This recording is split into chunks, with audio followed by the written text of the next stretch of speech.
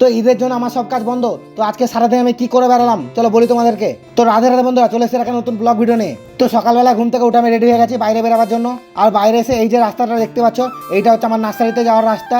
আর এই যে পাঁচিল দিয়ে ঘেরা আছে, এটা হচ্ছে আমার নার্সারি। তো এখানে তোমরা ফল ফুলের সব রকম গাছ পেয়ে যাবে আর কিছুদিন পর থেকে। তো নার্সারিটা এবার ভেতর দিক থেকে দেখায় তোমাদেরকে। তো ভেতর দিক থেকে দেখো তোমরা কত বড় এরিয়া আমার নার্সারিটার। আর মাত্র কিছুদিনের অপেক্ষা এখানে গাছ আসতে।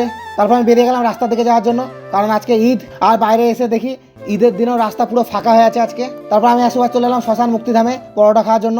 তো তোমরা কে কে এই দোকানে এসেছো পরোটা খেতে অবশ্যই কমেন্ট করে জানাবে। তো নিজের পরোটা আমি নিজে ভেজে খেতে পছন্দ করি, তার জন্য আমি এখন পরোটা ভাজতে শুরু করে দিয়েছি। তো আমাকে দেখে মনে হচ্ছে না আমার পরোটা ভাজা অনেক দিনের এক্সপিরিয়েন্স আছে। আর পরোটাগুলোকে দেখো কত সুন্দরভাবে ভাজছি আমি। আর এই দোকানে তোমরা পেয়ে যাবে নানান রকমের মিষ্টি। তারপর আমি পরোটা নিয়ে খেতে শুরু করে দিয়েছি। আর এই যে গ্যাসের সিলিন্ডারের উপরে বসেছিলাম, তো গ্যাসের সিলিন্ডারটা খালি ছিল তাই ওটা ভর্তি করছি। তো পরোটাটা এতটাই নরম ছিল যে ছিঁড়তে আমার দম বেরিয়ে গেছে। তো তোমরা আসো শ্মশান মুক্তিধামে, এসে এই দোকানে পরোটা খেয়ে দেখো, নিরামিষ পরোটা বানাই। তারপর আমি আসবার ঢুকে গেলাম জগতাই মুক্তিধামে, অনেকদিন ঢুকিনি তাই। তো এখানে বসে আমরা কিছুক্ষণ এখন আড্ডা মারবো। তো তোমরা কে কোথা থেকে এই ভিডিওটা দেখছো অবশ্যই কমেন্ট করে জানাবে আমাকে। তারপর বিকাল হয়ে গেল, ছাদ বাগানে চলে এসেছি আমি এখন। আর ছাদ বাগানে এসে আমার এই ছোট্ট জামরুল গাছটা দেখো কত জামরুল ধরেছে। আর এই যে জামরুলটা দেখছো গাছে ধরে আছে, আর এই জামরুলটার নাম হচ্ছে বেল চম্পা জামরুল। তো দেখো কত সুন্দর লাগছে দেখতে কালার। তোমরা যদি এরকম জামরুল গাছ কেনার থাকে তো অবশ্যই আমার সাথে কন্ট্যাক্ট করতে পারো স্ক্রিনে দেওয়া নাম্বারে, বা আর কিছুদিন পর আমার নার্সারিতে এসেও তোমরা এরকম জামরুল গাছ কিনতে পারো। তারপর গাছ থেকে একটা জামরুল পেরে আমি খেয়ে দেখলাম যে জামরুলটা এখনো পাকিনি।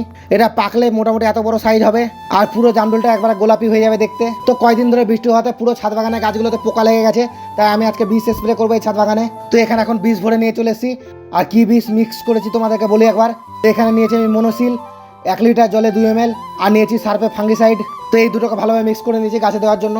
তারপর আমি বিষ স্প্রে করতে শুরু করে দিয়েছি। আর এইদিকে দেখো একটা আমার বেদানা গাছে কতগুলো কলম লাগিয়েছি, কারণ এই বেদানা গাছ থেকে আমি কলম করে বিক্রি করবো তাই। তোমাদের লাগলে অবশ্যই কমেন্ট করে জানাবে। তারপর এক এক করে আমি সব গাছে স্প্রে করে দিলাম, কারণ সব গাছে কম বেশি পোকা লেগে গেছে। আর নিচে এই যে স্ট্রবেরি গাছগুলো দেখছো, এখান থেকে চারা হওয়া শুরু হয়ে গেছে, এখন শীতের মধ্যে পুরো চারা রেডি হয়ে যাবে। তারপর আমার এই মৌসুমি লেবু গাছটাতে স্প্রে করে দিচ্ছি। তো তোমরা একবার দেখো টবের মধ্যে এই মৌসুমি লেবু গাছটা লাগানো আছে, আর এই একটা গাছে 10টা লেবু ধরে আছে কত বড় বড় সাইজের। তো এইরকম মৌসুমি গাছ তোমরা যদি নিতে চাও অবশ্যই কন্ট্যাক্ট করো আমার সাথে। আর ছাদ থেকে আমার যেখানে নার্সারি হবে সেই নার্সারির বাউন্ডারিটা দেখা যাচ্ছে পুরো, দেখো তোমরা।